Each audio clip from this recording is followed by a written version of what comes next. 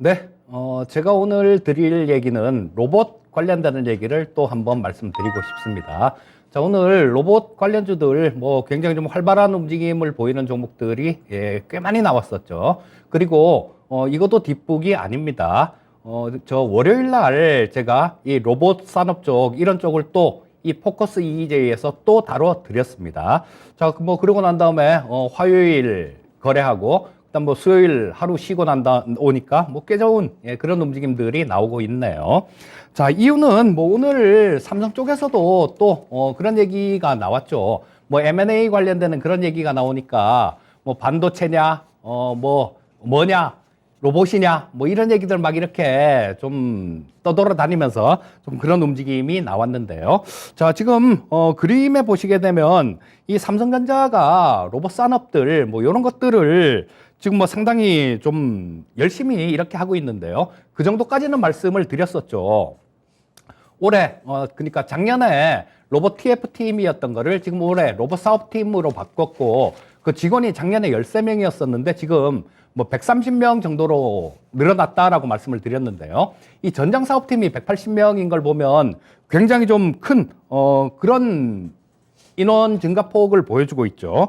자, 그리고 이 인원들은 올해 연말까지 2배로 확충할 계획이다라는 뉴스가 나왔죠. 자, 그리고 올해 삼성에서 상용화한 1000로봇 챔스를 좀 출시를 할 예정이고요. 그 다음에 저런 것들 돌봄용 가정용 로봇들 이런 쪽도 출시를 할 것이다라는 그런 뉴스가 나왔습니다. 그리고 이 로봇 관련해 갖고는 우리나라에서뿐만 아니라 해외에서도 굉장히 좀 많이 얘기가 되고 있죠.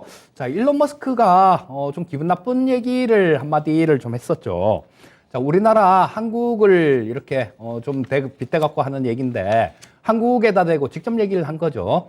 자, 지금 출산율 이게 개선되지 않으면 3세대 후에는 현재 인구의 6%밖에 없을 것이다라는 얘기를 했는데요. 6%면 우리나라 인구 300만 정도밖에 안 된다라는 얘기인데 설마 이 정도까지야 가진 않겠죠. 저기 푸틴한테 한번 1대1로 한번 싸우자 그럴 때는 마음에 들었는데 이런 얘기를 하니까 또 마음에 조금 안 드네요. 자, 근데 결론은 그 얘기였습니다. 일론 머스크가 기사들 쫙 이렇게 제가 캡처를 해놨는데요. 자, 이 얘기는 뭐냐면 인력들 모자란다. 그러니까 지금 이 로봇 산업들 이런 것들을 만들어서 적극적으로 좀 여기에 투자를 해야 노동력이 부족한 것들 이런 것들을 커버할 수 있다라는 그런 얘기가 주된 내용입니다. 그리고 바로 옆에 있는 그림은 월요일 날 제가 좀 말씀을 드릴 때 로봇 산업 말씀드릴 때 그때도 갖고 나왔던 그림인데요. 자, 전년 동기 비해 갖고 올해 1분기에 미국 쪽에 산업용 로봇 주문이 40%가 증가했습니다. 자, 그래서 이런 부분들 살펴본다라면 로봇 산업들 같은 경우는 좀 커지지 않을 수가 없는 그런 부분이죠. 자, 그리고 또 보시게 되면 일론 머스크는 지금 올해 그랬습니다. 올해는 전기차 신경 좀 덜 쓰고 로봇을 많이 신경 쓸래요 이런 얘기를 했었어요, 연초에. 자, 근데 내년에는 이 테슬라 보트를 출시를 한다 그럽니다. 근데 저 화면에 있는 저 로봇인데 진짜 저렇게 만들겠다라는 얘기인지 모르겠는데요. 저 기사에는 이런 식으로 이렇게 나와 있습니다. 자, 그래서 우리나라뿐만 아니라 저쪽 미국 쪽 이런 쪽도 마찬가지로 로봇 산업이 굉장히 많이 커져 갈 거고요. 마지막으로 이 로봇 시장의 마지막은 아니죠. 로봇 시장의 규모를 한번 살펴보도록 하겠습니다. 자, 저 그래프 역시 우측에 있는 거 중국 통계죠. 중국의 예상치 이런 것들은 엊그저께 월요일 날 보여드렸던 그림입니다. 근데 2025년도에 100억 위안까지 갈 것이다. 이런 예상치가 있죠. 100억 위안이면 우리나라 돈으로 1조 8천억 정도 그쯤 되겠네요. 그리고 이 전체 시장, 글로벌 시장은 굉장히 많이 커질 것 같아요. 자, 1779억 달러 정도니까 이거 200조가 훌쩍 넘어가는 돈이죠. 2025년도 정도면. 자, 그래서 지금 현재 시장보다 엄청나게 지금 2025년이라고 해봤자 지금부터 시작해서 한 3년밖에 안 남았지 않습니까? 중국 같은 경우는 좀 더블까지도 안 되는데요. 글로벌 로봇 시장 같은 경우는 더블도 훨씬 넘게 뭐 이렇게 커진다라는 그런 내용인 것 같아요. 그런 내용인데 뭐 저건 물론 추정치입니다. 뭐 저거대로 이렇게 딱 움직이지 않을 거고 더 커질 수도 있고 뭐 작아질 수도 있고 뭐 그런 부분들인데 일단 예상치는 저렇게 나온다라는 거예요. 자, 그러면 이 로봇들을 사용할 때 편의성이 있어야 좀 쉽게 사용을 할 수 있겠죠. 자, 뭐 우리나라 오늘 뉴스들 막 이런 것들 막 뒤지다 보니까 두산 로보틱스에서 나온 뉴스가 하나가 있습니다.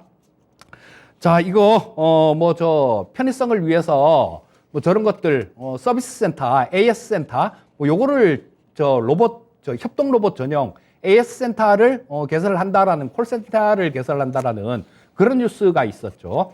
자, 저 콜센터라는 것도 사용자의 편의성을 증진시키기 위해서 하는 거죠. 우리 전기차 충전소 아무것도 없을 때요. 그럴 때 전기차 사기가 겁났지 않습니까? 하나, 둘 충전소 이렇게 깔리고 인프라 같은 것들 이렇게 깔리니까 이 전기차 같은 경우도 보급이 급속하게 늘어나는 거고요. 이 로봇 산업도 마찬가지다라고 봅니다. 협동 로봇이라는 거는 지난번에 로봇 얘기할 때마다 좀 말씀을 드리는데요. 가장 이 성장성이 큰 게 이 협동 로봇입니다. 자, 뭐 그냥 협동 로봇 하면 헷갈릴지도 모르는데 그냥 로봇팔이라고 생각을 하시면 돼요. 그 로봇팔로 사람하고 같이 뭐 이렇게 작업을 할 수 있는 그런 것들인데 이 지금 법이 산업용 로봇 같은 경우는 사람하고 한 공간에 있을 수가 없습니다. 칸막이가 돼 있어야 돼요. 그 위험하니까 그렇죠. 근데 저 협동 로봇은 그런 제한이 없기 때문에 저런 부분이 아마 굉장히 빨리 치고 나갈 텐데요. 자, 뭐 그렇다면 뭐 우리나라 로봇 기업들 중에 협동 로봇 관련되는 쪽들 뭐 이런 쪽들도 좀 있으니까 그런 부분들은 눈여겨봐야 될 필요가 있겠죠. 자, 종목을 좀 살펴보도록 하겠습니다. 첫 번째 말씀드릴 종목은 SPG인데요.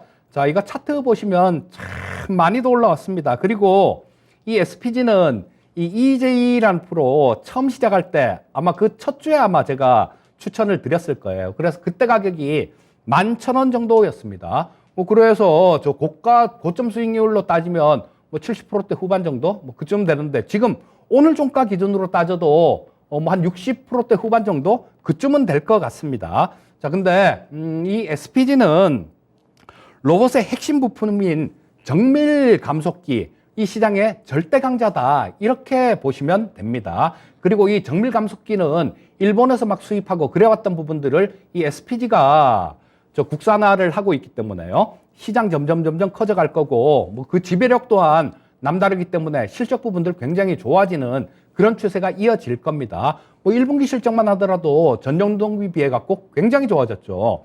그래서 이 SPG 같은 경우도 뭐 우리 시청자님들 보유하고 계신 분들 같은 경우는 그냥 뭐 아까 한국항공우주 말씀드렸듯이 그냥 쭉 좀 이렇게 길게 보유하시면 좋을 것 같고요. 그렇지 않은 분들 같은 경우는 눌림목들 나오면 한번 잘 노려보시면 좋겠다. 뭐 이렇게 말씀드리고 싶습니다. 자, 그 다음 종목은 RS 오토메이션이라는 종목도 한번 보도록 하겠습니다. 자, 이 RS 오토메이션은 이 삼성전자, 그러니까 제어기하고 메카트로닉스 사업부에서 그쪽에서 출발한 회사예요. 그러니까 뭐 지금부터 시간이 굉장히 좀 오래됐죠. 뭐 한 20년까지는 아니더라도 한 17년 정도 됐네요. 그때 삼성에서 떨어져 나온 회사다 이렇게 보시면 될 거고요. 그렇기 때문에 아직까지도 뭐 삼성과의 관계가 상당히 좀 돈독한 그런 관계를 유지하고 있습니다. 자, 이 RS 오토메이션 같은 경우는 이 협동 로봇의 핵심 부품이요. 아까 말씀드렸었죠. 핵심 로봇의 핵심 부품인 스마트 액추에이터를 국산화를 진행하고 있습니다. 이것도 마찬가지로 전부 다 수입을 해오던 그런 부품들이에요. 자, 그런데 이쪽에서 저런 거를 국산화를 한다라면 삼성 쪽 같은 경우는 국산화했으면 안 쓸 이유가 없겠죠. 가격만 맞는다라면요. 근데 뭐 가격이야 업체에서 뭐 그런 것들을 맞출 수 있을 겁니다. 자, 그래서 이 RS 오토메이션 같은 경우도 로봇 부품 쪽으로 해서 관심 있게 보시면 좋을 종목이다. 뭐 이렇게 말씀드릴 수 있겠고요. 자, 종목들 또 하나를 더 보게 되면 아지넥스텍이라는 종목도 있습니다. 자, 이 아지넥스텍은 모션 제어 칩을 만드는 회사예요. 자, 요거를 제가 2017년도였던가 그때 독종이라는 프로가 있었습니다. 그때 금요일 날 10시부터 하던 거였나? 뭐 하여튼 그런데 거기서 좀 이렇게 말씀을 드리고 난 다음에 상당히 수익이 그때도 많이 좀 나왔던 그런 기억이 있는데요.